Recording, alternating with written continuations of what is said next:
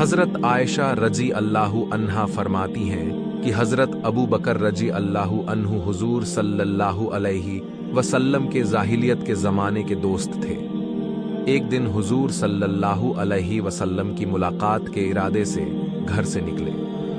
आपसे मुलाकात हुई तो अर्ज किया, ए अबुल कासिम, यह हुजूर सल्लल्लाहु अलैहि वसल्लम की कुन्नियत है।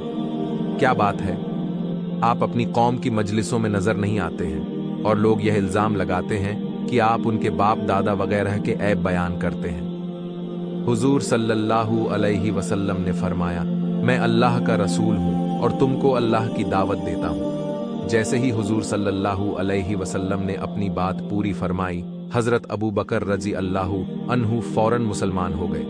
हुजूर सल्लल्लाहु अलैहि वसल्लम हजरत अबू बकर रजी अल्लाहु अन्हु के इस्लाम लाने पर इतने खुश हुए कि उस दिन कोई भी मक्का की इन दोनों पहाड़ियों के दरमियान, जिनको अख्शबैन कहते हैं, आपसे ज्यादा खुश न था। हजरत अबू बकर रजी अल्लाहु अन्हु वहां से हजरत उस्मान बिन अफ़फ़ान, हजरत तलहा बिन उबैदुल्लाह, हजरत जुबैर बिन अवाम, हजरत साद बिन अबी वक्कास के पास तशरीफ ले गए। वे लोग भी मुसलमान हो गए। दूसरे दिन हजरत अबू बकर हुजूर सल्लल्लाहु अलैहि वसल्लम के पास हजरत उस्मान बिन मज़ऊन, हजरत अबू उबैदा बिन जर्राह, हजरत अब्दुर्रहमान बिन औफ, हजरत अबू सलमा बिन अब्दुल असद और हजरत अरकम बिन अबुल अरकम को लेकर हाजिर हुए और ये सभी मुसलमान हो गए। हजरत अबू बकर सिद्दीक रजी अल्लाहु अन्हु की हुजूर सल्लल्लाहु अलैहि वसल्लम से मुलाकात हुई तो उन्होंने अर्ज किया, ऐ मोहम्मद सल्लल्लाहु अलैहि वसल्लम, कुरैश जो कह रहे हैं, क्या वह बात सही है कि आपने हमारे माबूदों को छोड़ दिया है और आपने हमें बेवकूफ बताया है और हमारे बाप दादा पर कुफ्र का इल्जाम लगाया है? आपने फरमाया, हाँ, ये सब सही है। बेशक मैं अल्लाह का रसूल और नबी हूं। अल्लाह ने मुझे इसलिए नबी बनाकर भेजा है ताकि मैं उसका पैगाम पहुंचाऊं। मैं तुम्हें यकीन के साथ अल्लाह की दावत देता हूं। अल्लाह की कसम, बेशक हक यही है। ऐ अबू बकर, मैं तुमको एक अल्लाह की दावत देता हूं जिसका कोई शरीक नहीं, उसके सिवा किसी की इबादत ना करो और हमेशा उसकी इताअत करते रहो। इसके बाद आपने कुरान पढ़कर सुनाया।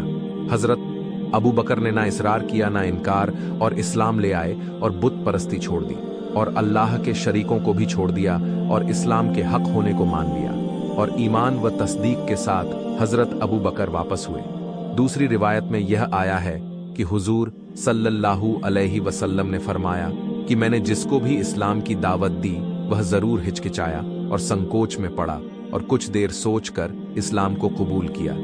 जब मैंने अबू बकर को दावत दी वह ना हिचकिचाए और ना संकोच में पड़े बल्कि इस्लाम ले आए। इसलिए पहले रिवायत में जो यह अल्फाज आए हैं कि अबू बकर ने ना इकरार किया ना इनकार किया, यह सही नहीं है, क्योंकि इब्ने इसहाक वगैरह बहुत से रिवायत करने वालों ने जिक्र किया है।